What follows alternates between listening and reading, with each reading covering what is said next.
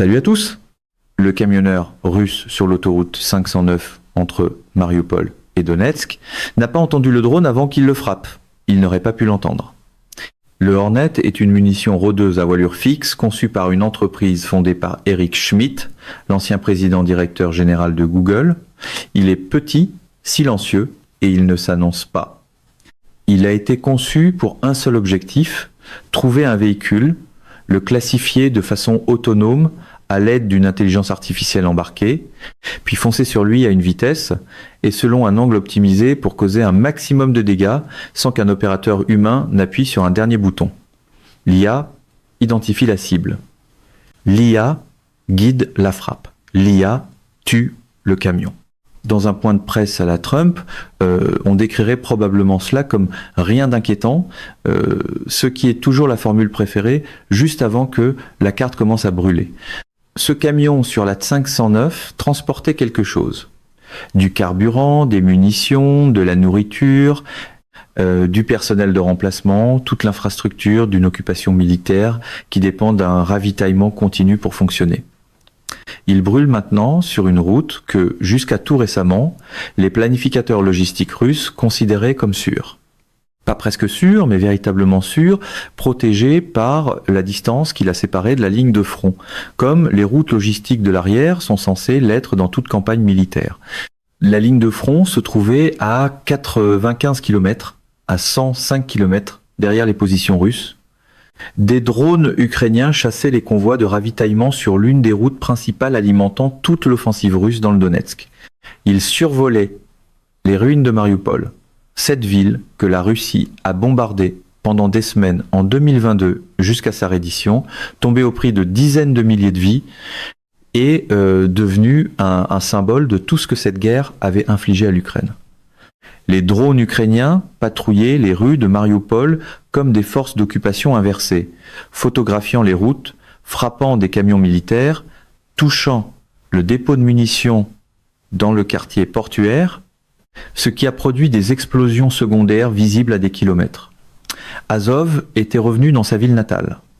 Le premier corps de la garde nationale, Azov, a publié le 8 mai 2026 des images géolocalisées montrant des opérations de drones à l'intérieur de Mariupol occupées, contrôlant la ville depuis le ciel et détruisant méthodiquement la logistique ennemie loin à l'arrière. Il n'y a plus de route sûre pour les occupants. Plus de route sûre à 160 km de la ligne de front, l'arrière russe, l'espace entre la ligne de front et la frontière russe, l'espace que la doctrine militaire désigne comme zone de soutien, l'endroit où la logistique est entreposée, où les troupes se reposent et sont rééquipées, où les munitions sont mises en attente, où les convois de ravitaillement circulent sans la menace qui définit la vie au front, n'est plus cet espace. C'est le genre de zone arrière sécurisée qu'un élément de langage pro-Trump pourrait encore qualifier de magnifique, formidable et sous contrôle, à condition que personne ne demande où sont passés les camions. Voilà ce qui s'est massivement brisé derrière les lignes russes. Pas un effondrement de la ligne de front, pas un encerclement spectaculaire et unique. Quelque chose de plus méthodique, de plus lourd de conséquences et, dans la longue trajectoire de cette guerre, potentiellement plus décisive que n'importe quelle victoire tactique sur la ligne de contact. L'arrière de l'armée russe est devenu une zone de mise à mort. Et l'armée qui dépend de cette arrière pour soutenir son offensive sur un front de 1200 km se bat maintenant simultanément sur deux fronts. L'un tourné vers l'avant contre les positions défensives ukrainiennes et l'autre tourné vers l'arrière contre des drones autonomes qui traquent ces camions de ravitaillement à 2 heures de route du territoire tenu par l'Ukraine le plus proche. Pour comprendre ce qui a changé, il faut comprendre ce qu'est réellement une zone arrière militaire et pourquoi son intégrité n'est pas un détail logistique, mais la fondation sur laquelle repose tout le reste d'une campagne militaire. Une force militaire de l'ampleur de celle que la Russie déploie en Ukraine, plus de 600 000 soldats sur plusieurs fronts, consommant des obus d'artillerie à des cadences qui se mesurent en dizaines de milliers par jour, nécessitant du carburant pour des milliers de véhicules, de la nourriture pour des centaines de milliers de soldats et des fournitures médicales pour un flux de pertes qui a dépassé 35 000 par mois, ne se soutient pas toute seule.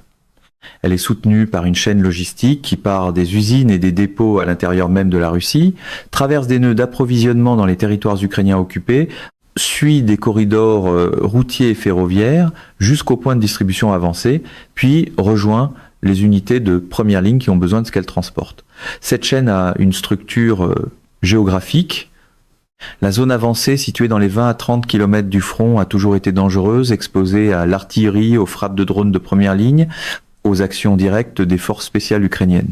Mais l'arrière opérationnel, la zone située approximativement de 30 à 200 km derrière le front, était jusqu'à tout récemment un environnement où la logistique russe se déplaçait avec une sécurité relative, pas une sécurité totale. Des frappes ukrainiennes à longue portée avaient déjà touché des cibles dans cette zone depuis le début de la guerre. Mais la densité et la persistance des frappes dans l'arrière opérationnel ont été, pendant la majeure partie de 2024 et jusqu'au début de 2025, insuffisantes pour perturber fondamentalement le fonctionnement de la chaîne d'approvisionnement russe. Une analyse du CEPA datant de mai 2026 décrivait clairement la situation au tournant de l'année. La Russie semblait représenter la plus grande menace à moyenne portée. Ses forces frappaient l'arrière ukrainien avec des drones à volonté en utilisant des liaisons satellites, y compris Starlink, pour contourner la guerre électronique. La Russie avait l'avantage à moyenne portée. Ces drones d'attaque Molnia de moyenne portée, avec des fréquences de contrôle variées, les rendant plus difficiles à brouiller, perturbaient la logistique ukrainienne derrière les lignes ukrainiennes. Alors que la capacité d'Ukraine à mener des frappes équivalentes en profondeur opérationnelle demeurait limitée, cette asymétrie s'est inversée. Il s'avère que qualifier chaque problème de négociation, comme le camp de Trump aime le faire, ne brouille pas un drone, ne remplit pas un dépôt et ne rouvre pas une route. De janvier à mars 2026, l'Ukraine a intensifié sa campagne de frappe à moyenne portée avec une vitesse et une intensité qui ont transformé le calcul opérationnel derrière les lignes russes d'une manière que les cartes du front ne peuvent pas saisir. Le nombre de frappes ukrainiennes à moyenne portées à des profondeurs de 30 à 200 km derrière le front a plus que doublé entre février et mars 2026, atteignant un nouveau sommet enregistré d'au moins 288 raids distincts pour le seul mois de mars. 288 raids visant des dépôts d'approvisionnement russes, les camions, les fourgonnettes et les trains qui transportent les fournitures, le réseau électrique qui alimente le système logistique de l'arrière, ainsi que les moyens de défense aérienne qui protègent tout cela, comme l'a documenté l'analyse de Forbes publiée par Euromaidan Press. Le général ukrainien Vassil Syrovenko, commandant des unités du génie, a rendu évident le sens de ces chiffres. Les anciennes distinctions entre la ligne de contact, l'arrière et les zones sûres ont largement disparu parce que les systèmes sans pilote peuvent toutes les atteindre. Toutes. La ligne de front, l'arrière profond, le territoire russe. Tout cela est maintenant à portée de quelque chose que l'Ukraine utilise. Un drone, un missile de croisière, un véhicule naval de surface, un drone sous-marin, une munition rôdeuse dotée d'IA qui n'a besoin d'aucun opérateur humain pour achever sa mission de destruction. Le Hornet est l'arme qui représente l'avantage qualitatif de cette campagne et ses origines révèlent quelque chose d'important sur la trajectoire de l'évolution technologique de la guerre. Perennial Autonomy, l'entreprise qui construit le Hornet, a été fondée par d'anciens ingénieurs de Google et est dirigée par des personnes ayant de solides parcours en apprentissage automatique et en systèmes autonomes. Il s'agit de l'une des nombreuses jeunes entreprises américaines et européennes du secteur de la défense qui ont développé des systèmes de drones dotés d'IA spécifiquement pour l'environnement opérationnel ukrainien. Ils n'ont pas été conçus à l'avance pour un scénario de conflit théorique, mais affinés en étroite coordination avec des unités ukrainiennes capables de fournir des retours réels du champ de bataille sur ce qui fonctionnait et ce qui ne fonctionnait pas. Le Hornet est une munition rôdeuse à voilure fixe avec une portée annoncée d'environ 150 km.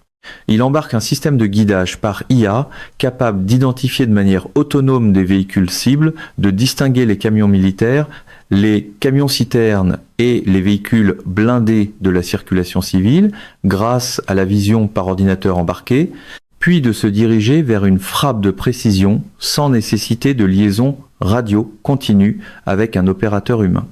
L'IA repère la cible. L'IA effectue l'interception. L'IA termine la frappe. Cette capacité autonome n'est pas une amélioration marginale par rapport à un drone FPV contrôlé par un humain. C'est un changement catégorique dans l'économie de la campagne de frappe. Un opérateur de drone FPV, c'est, à dire en vue à la première personne, ne peut contrôler qu'un seul drone à la fois, nécessite une formation de plusieurs semaines à plusieurs mois pour atteindre une efficacité au combat, et peut être neutralisé par une guerre électronique qui perturbe le lien de contrôle entre l'opérateur et le drone. Un Hornet doté d'IA une fois lancé ne nécessite pas de lien de contrôle continu.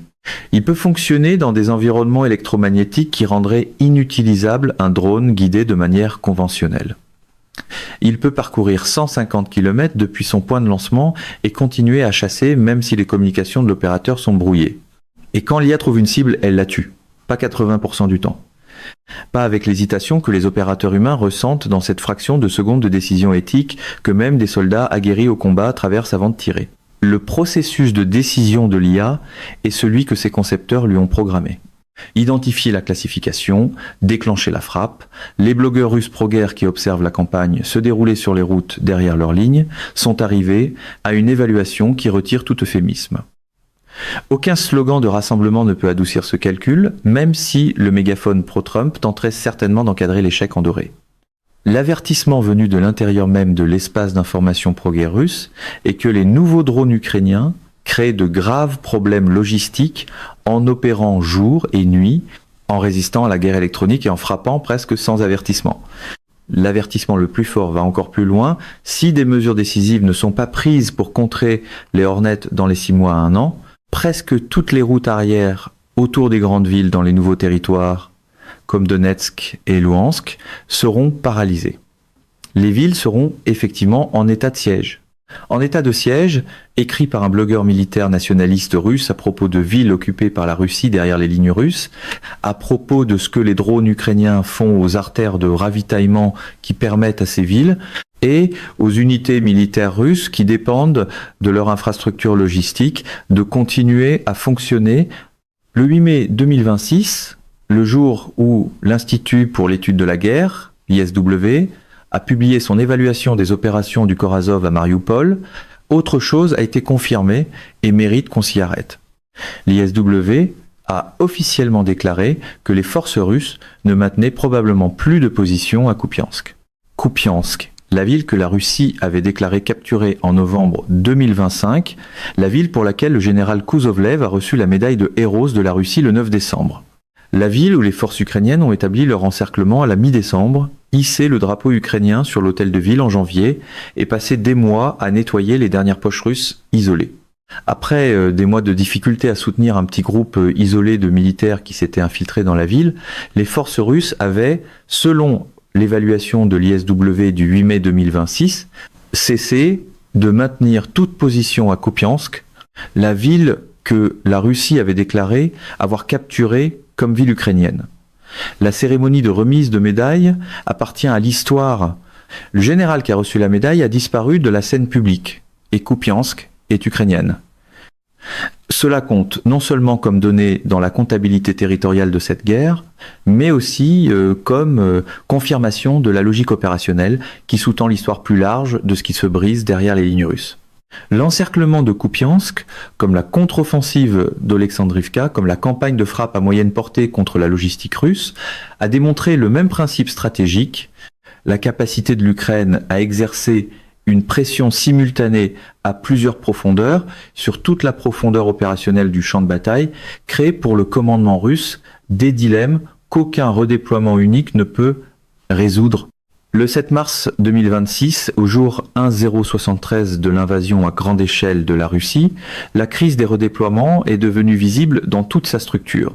C'est aussi ici que le fantasme de la conférence de presse s'effondre, parce qu'une ville capturée à la télévision n'est pas la même chose qu'une ville tenue sur le terrain. L'analyse de Transform Ukraine ce jour-là, fondée sur les évaluations de l'ISW et les rapports du commandement ukrainien, a identifié la dynamique centrale avec précision.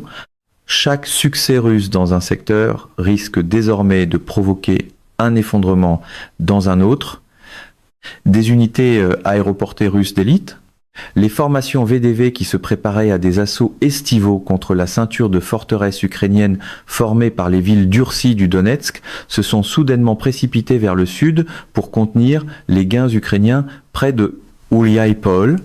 Les forces d'infanterie navale de la flotte du Pacifique, que Moscou ne déploie que dans de véritables urgences, ont été redéployées depuis Doualia, non pas pour exploiter des victoires, mais pour empêcher une rupture défensive causée par la contre-offensive ukrainienne d'Oleksandrivka. Le 68 corps d'armée a abandonné des positions près de Pokrovsk, des positions que les troupes russes avaient passé des mois à conquérir, et s'est déplacé vers l'axe de Zaporijia, où les contre-attaques ukrainiennes déchiraient les lignes défensives russes. Les formations qui devaient constituer la force offensive estivale russe de 2026. Les unités conservées et positionnées pour la poussée décisive vers les villes forteresses ukrainiennes de Kramatorsk, Sloviansk et Kostiantynivka étaient absorbées dans des redéploiements d'urgence vers des secteurs qui n'avaient pas été planifiés comme l'effort principal de l'année. Voilà le piège opérationnel que la campagne de drones à Mariupol, la contre-offensive de Alexandrivka, la libération de Kupiansk et la campagne de frappe à moyenne portée ont collectivement créé.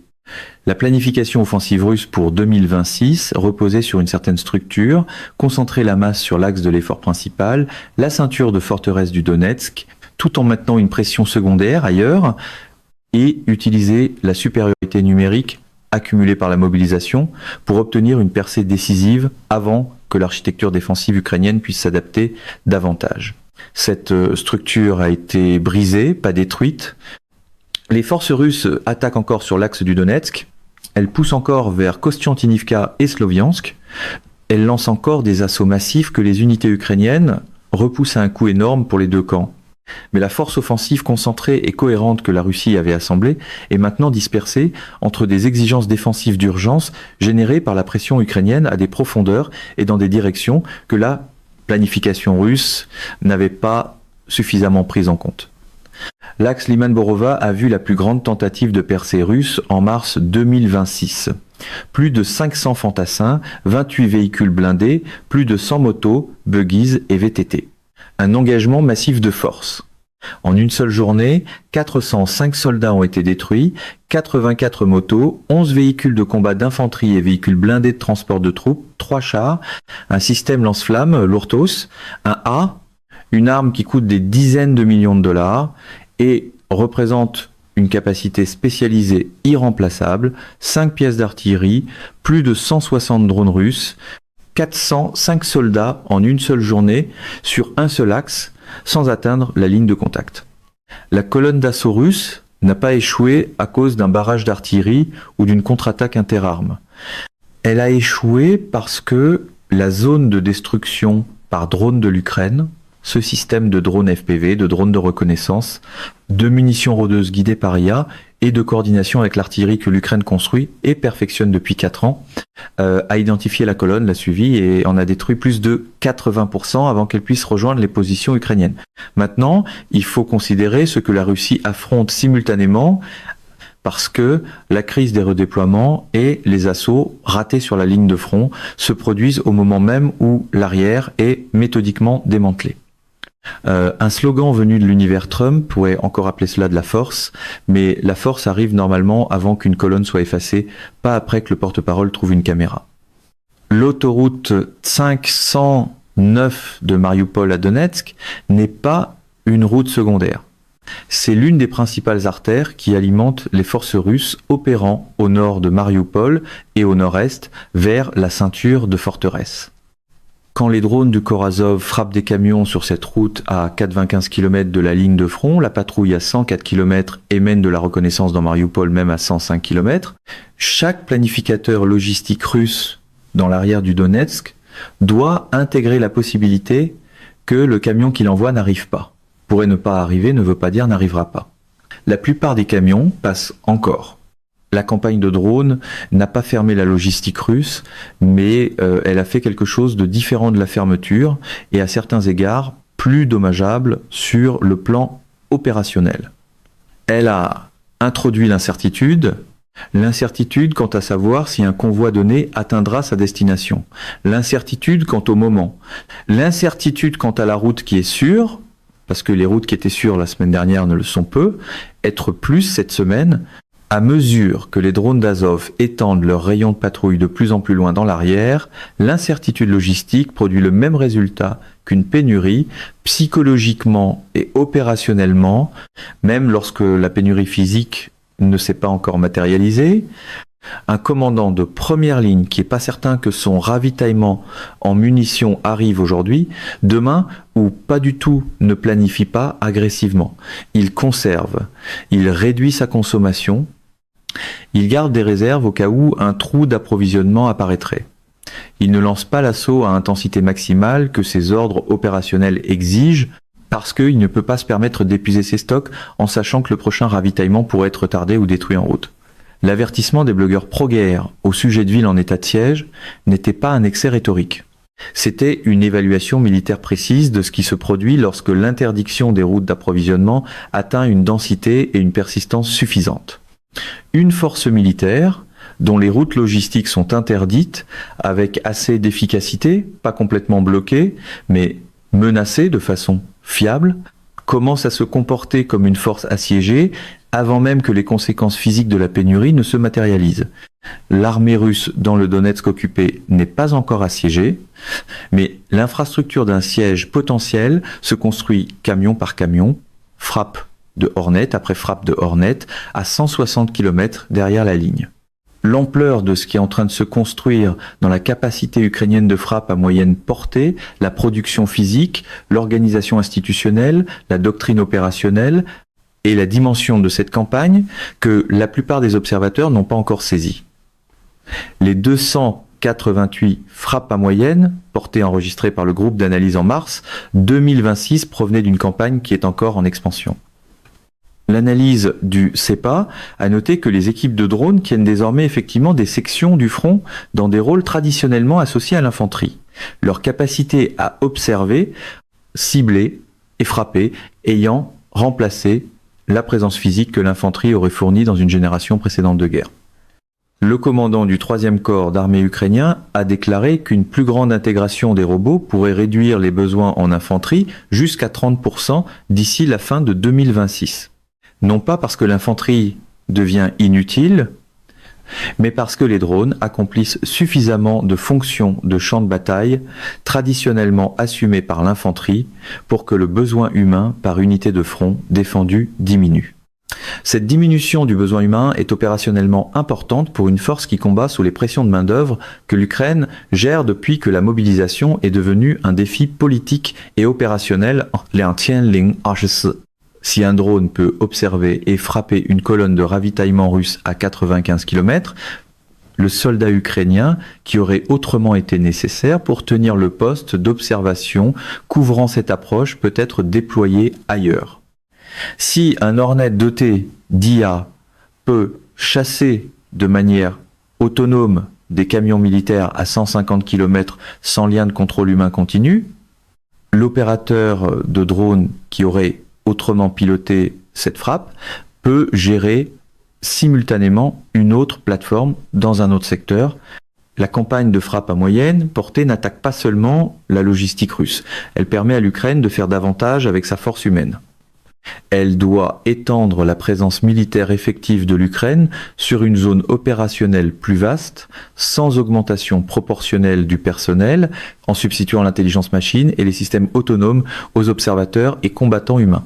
C'est ce que l'établissement de défense ukrainien décrit avec une confiance croissante comme la voie vers une guerre robotisée, un terme que les blogueurs russes pro-guerre ont aussi commencé à utiliser, mais avec l'inquiétude d'observateurs qui regardent une tendance qu'ils ne parviennent pas à contrer plutôt qu'avec la confiance de ceux qui la pilotent. Pendant ce temps, la vieille routine du règlement en 24 heures paraît bien petite face à une guerre décidée par des lignes de production, des boucles logicielles et des routes qui ne restent plus silencieuses. La frappe contre la base logistique de Rubicon, dans la nuit du 16 au 17 avril 2026, mérite une attention particulière, parce que ce que l'Ukraine a détruit n'était pas simplement un entrepôt ou un poste de commandement. C'était l'infrastructure physique de l'unité russe la plus avancée dans la guerre des drones. Rubicon est le centre classifié de la Russie pour les technologies sans pilote avancé. Établi en août 2024 par le ministre de la Défense Andrei Belousov, il constituait une réponse institutionnelle délibérée aux capacités ukrainiennes démontrées en matière de drones, conçues pour centraliser l'expertise, la formation et la coordination opérationnelle des forces russes de drones. Il compte environ 5000 membres du personnel. Sa mission comprend la formation d'instructeurs de drones, le transfert d'expériences de combat aux unités de première ligne et surtout la perturbation de la logistique ukrainienne et des équipes de commandement de drones par ses propres opérations de frappe à longue portée. Rubicon avait étendu ses frappes de drones jusqu'à 200 km derrière la ligne de front ukrainienne, frappant des bases aériennes ukrainiennes et des lignes d'approvisionnement dans une image miroir de ce qu'Azov faisait maintenant à la logistique russe. Les forces d'opération spéciales ukrainiennes ont frappé avec des drones la base logistique de Rubicon dans Manouche, occupée, oblast de Donetsk, à 30 km au sud-ouest de Mariupol, dans la nuit du 16 au 17 avril. De grands incendies, des explosions secondaires, une installation abritant le soutien matériel de l'unité russe la plus compétente en guerre de drones en flammes. La frappe de Manouche était au moins le troisième coup porté par les forces d'opération spéciales, les SSO, à l'infrastructure de Rubicon en 2026.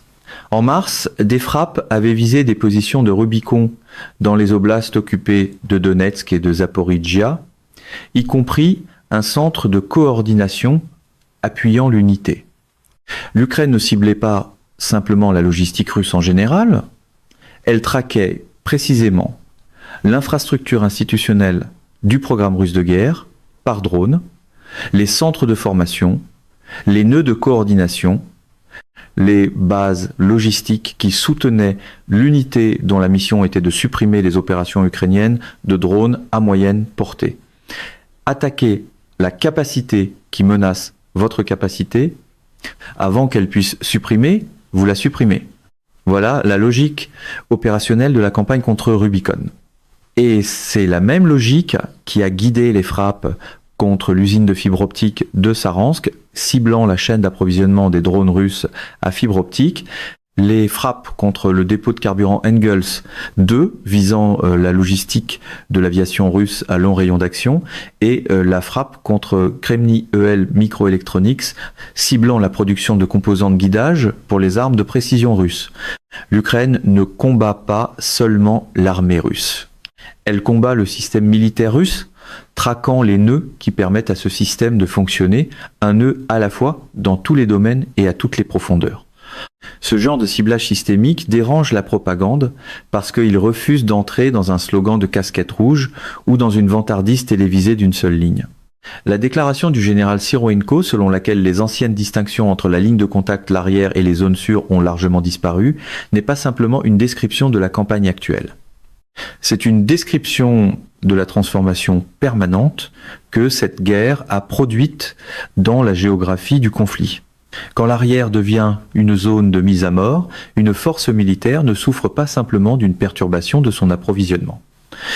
Elle subit la pression cognitive et organisationnelle d'opérer sans sanctuaire, une force qui doit traiter chaque convoi de ravitaillement comme une perte potentielle, qui doit faire passer chaque mouvement logistique par une évaluation de menaces qui, auparavant, ne s'appliquait qu'aux opérations de première ligne, qui doit consacrer l'attention du commandement, des ressources de guerre électronique et des moyens de défense aérienne à la protection de routes qui ne devraient pas avoir besoin d'être protégés, et une force qui accomplit un travail supplémentaire que ces hypothèses de planification n'avaient pas prévu.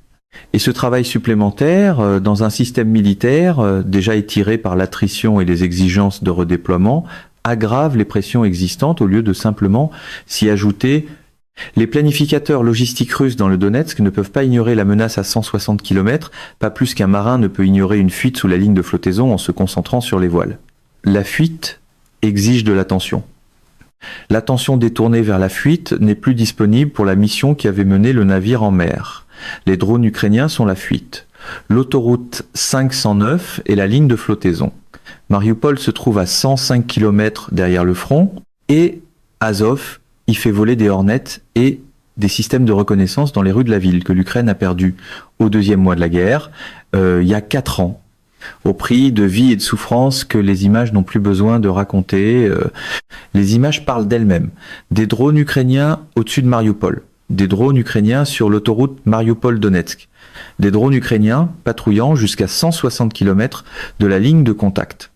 Des 1000 blogueurs russes avertissant de conditions de siège pour des villes tenues par la Russie dans le Donetsk et le Louhansk. Quelque chose de massif s'est brisé derrière les lignes russes.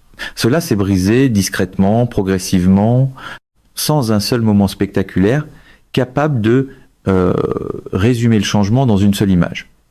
Cela s'est brisé à travers 288 frappes à moyenne portée en mars, à travers des drones Hornet, traquant des camions à une portée de 100 km, à travers l'incendie de la base logistique de Rubicon à Manhush, à travers l'évaluation d'avril de l'ISW sur la perte territoriale nette russe, à travers la crise de redéploiement du 7 mars qui a envoyé les forces offensives estivales russes filer vers le sud au lieu de se masser pour la percée que les généraux de Moscou avaient promise au président russe.